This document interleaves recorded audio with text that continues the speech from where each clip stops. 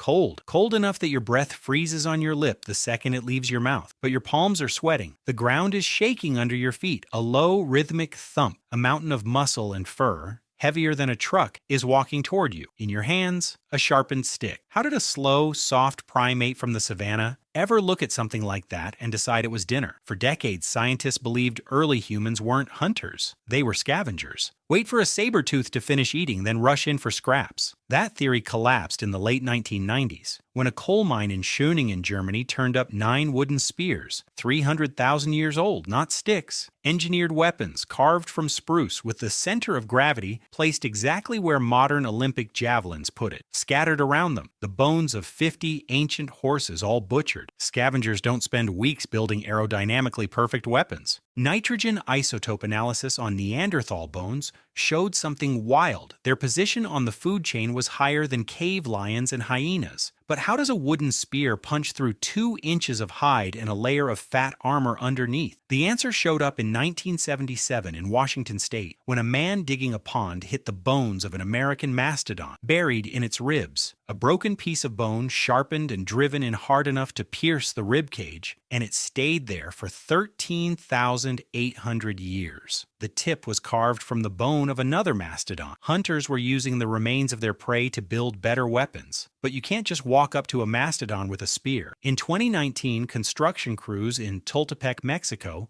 found the first known man-made mammoth trap buried under 30 feet of soil, 2 pits, each 6 feet deep and 80 feet long, holding the remains of 14 mammoths. A 6-foot pit won't kill a mammoth, it can just step out. The trick wasn't depth, it was psychology. Fire, noise, flapping hides created a wall of fear, funneling the herd toward the one safe direction, straight into the ground. The pit broke the animal's stride and exposed its soft underbelly. But why go through all that if you can just wear the animal down? A mammoth's thick fur and fat are perfect against a blizzard and a death sentence on a long chase. Humans have up to 5 million sweat glands, an upright posture, and breathing that isn't locked to our stride. An antelope has to breathe with every leap. We get to choose our rhythm. That's persistence hunting. Don't attack, just never let it stop moving. After 6 to 12 hours, the giant overheats and simply shuts down. So why bother with precision spear tips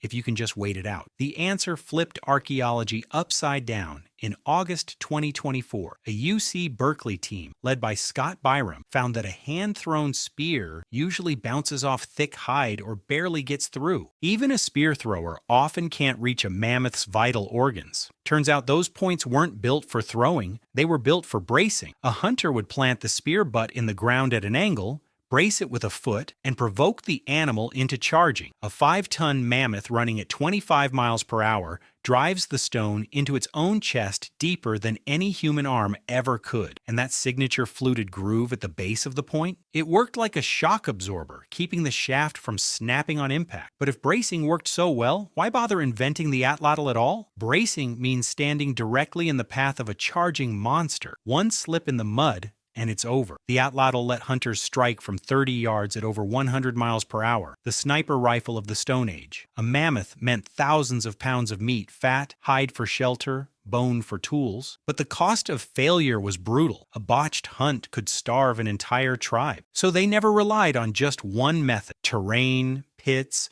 bracing, endurance running, ranged weapons, all combined into one coordinated operation. And they pulled it off without writing, using cave art instead. A painting on the island of Sulawesi, Indonesia, at least 44,000 years old, shows half-human, half-animal figures surrounding their prey. Some researchers think it wasn't a memory of a hunt that happened, it was a plan for one that hadn't happened yet, the first tactical map in history. If humans were this good at hunting, why did the giants go extinct? The overkill hypothesis says wherever humans showed up, megafauna disappeared within a couple thousand years.